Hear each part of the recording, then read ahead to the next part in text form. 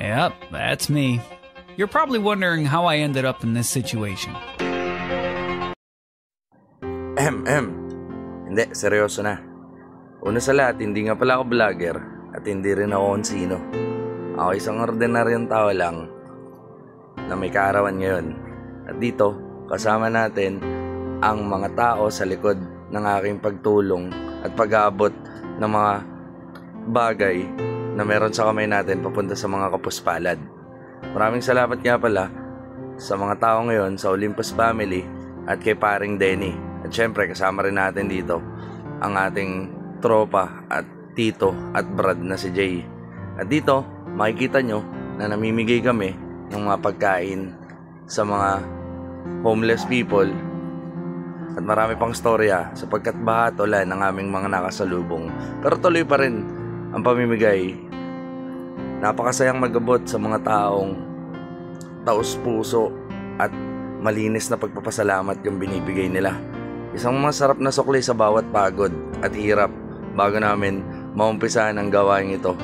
7 taon na rin pala yung nakalipas simula nang inumpisahan ko ang panata sa sariling walang iinom kundi mamimigay sa kapwa. Napakasaya kasi na makakita ang bawat ngiti nila at marinig ang mga salitang salamat. Priceless. At sana marami pang birthday na dumating para madami pa tayong mga taong matulungan at mabigyan. Ngunit sa kwentong ito, likas samahan nyo ako.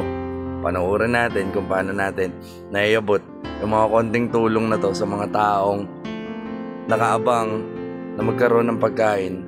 Hindi din pala mga homeless lang yung nabigyan natin at mga aita, kundi dumating din sa punto na lumakas yung ulan at napaisip ako kung paano ko uubusin yung mga laman ng mga boxes na to na aking inanda sa aking karawan. At pumasok sa isip ko na pumunta kami sa isang police station sapagkat naisip ko rin na hindi naman lahat ng masama ay wala ng pagkakataong magbago.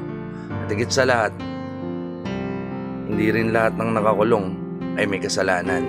Kaya dito naisip namin na pumunta sa police station and then abutan ng aking handa ang mga tao sa loob.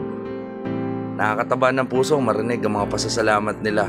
Nakakataba rin ng puso makikita ang mga ngiti nila. Ang mga tunay na ngiti na kailanman hindi mapapeke mula sa isang taong hindi mo kilala at pag-abot ng tulong sa mga taong hindi mo kilala. Maraming salamat din sa aking mga nakasama sapagkat sinamahan nila ako kahit bagkat na kami sa ulan. At kung dito makikita nyo rin ang pagiging disiplinado nila sa loob kung saan pinapahiwatig na kung anong matatanggap ng isa ay magkakaroon ng lahat. At dito makikita na rin kung paano nga ba ang nangyayari talaga sa atin na hindi lahat ng nakakulong ay likas na masama, kundi may mga bagay na napipilitan lang din silang gawin dahil sa kahirapan. At yun ang aking naintindihan sa mga araw na iyon. Kasama ko pa rin dito ang mga kasama ko sa Olympus Family. At syempre ang ating brad na si Tito at ang isang magiting na polis na sinasamahan ako mamigay. Nakakatawa, naisip ko lang mag voice over kasi nakakasawa na rin pag puro video na lang para maintindihan ng lahat bakit nga ba kami namimigay, bakit nga ba ako namimigay. Kasi minsan naranasan ko rin maging kapos at walang wala. Naranasan ko rin pagdamutan. At hindi lang doon natatapos ang kwento ng videong ito. Pumunta rin kami sa Home for the Elders. At doon, nakilala ko ang mga madre na nag-aalaga sa matatanda at naisip ko rin magbigay dito. At dito ko na ramdaman yung lungkot.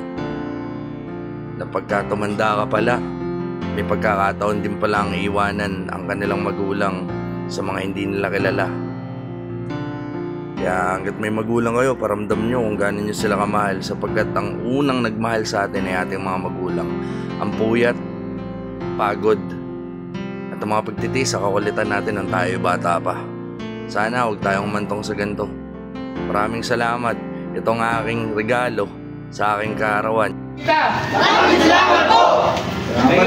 Thank you!